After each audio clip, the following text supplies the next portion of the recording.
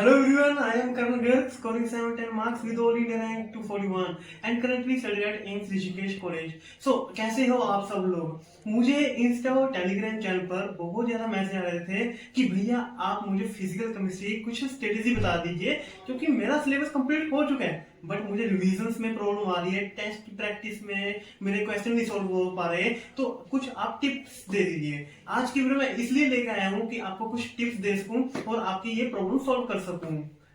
तो without wasting any time start करते हैं। तो फर्स्ट आपको ये पता होना चाहिए कि क्लियर यूर बेस कंसेप्ट। जब आपका बेस क्लियर होगा तभी तो आप एडवांस कंसेप्ट पर जा पाओगे।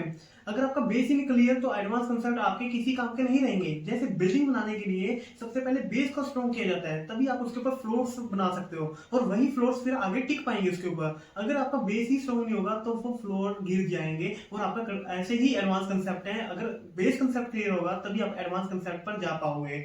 एंड कौन कौन से बेस कंसेप्ट होते हैं हमारे, जैसे लाइक मोल कंसेप्ट हमारा चैप्टर है जो हर कहीं पे यूज होता है, चाहे कोई भी फिजिकल केमिस्ट्री का चैप्टर हो वहां पे यूज होता ही होता है। तो आपको मोल कंसेप्ट की हर फॉर्मूलेस रिवाइज होनी चाहिए, ये आपका बेस है। सेकंड लाइक थर्मोडायनेमिक्स जैसे चैप्टर जिसमें आइडियल गैस इक्वेशन, जिसमें एक वर्ड से आपको उलझा सकता है नीट में, जैसे रिवर्सिबल और इरिवर्सिबल, ये आपको पता होना चाहिए इनके बारे में अच्छे से।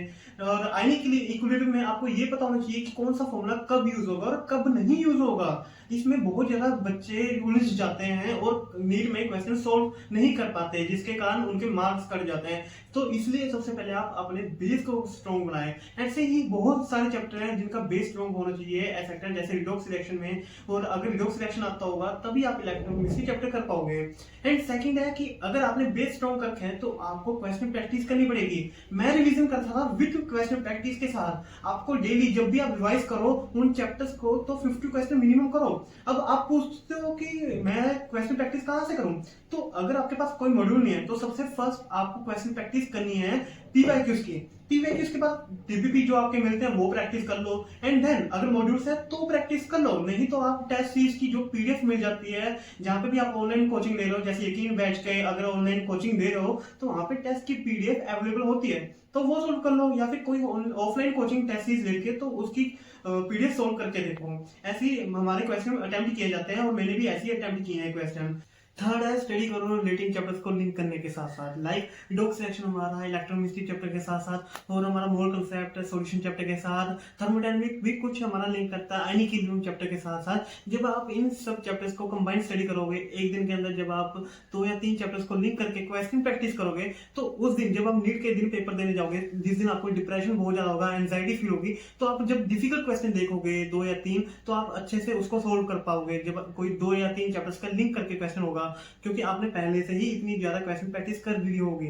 और हाँ, आज के टाइम पर बहुत ज्यादा हाई रैंक जा रही है नीट में, जिसके कारण आपको क्वेश्चन प्रैक्टिस अच्छे से होनी चाहिए। और फोर्थ पॉइंट है high level advance question practice need for NEET, क्योंकि नीट का अगर ये लेवल है ना तो आप क्वेश्चन प्रैक्टिस एडवांस में यहां तक करनी पड़ेगी, तभी आप यहां तक अचीव कर पाओगे। क्योंकि यहाँ जब आप नीट में पेपर देने जाओगे तो ये लेवल जो लेवल आपका है यहाँ तक आ जाएगा, बट अगर इसी लेवल तक आप क्वेश्चन प्रैक्टिस करके जाओगे तो डिप्रेशन, एंजाइटी जो भी आपको फील होगा तो यहाँ तक लेवल ले आएगा और आपको नीट में कम लेवल शो करेगा, जिसके कारण आपको अच्छे से क्वेश्चन प्रैक्टिस करनी है। जब आप 3 चीजें पूरी कर लोगे, फर्स्ट है बेस कंसेप्ट क्लियर कर लोगे, सेकंड क्वेश्चन प्रैक्टिस अच्छे से कर लोगे और थर्ड लिंकिंग चैप्टर्स को अच्छे से कर लोगे, तो फिर आप अच्छे से अपना एडवांस कंसेप्ट भी कर सकते हो जब आपके ये सब कुछ क्लियर होगी चीजें। तो ये भी जरूरी है नीट के लिए। Thank you.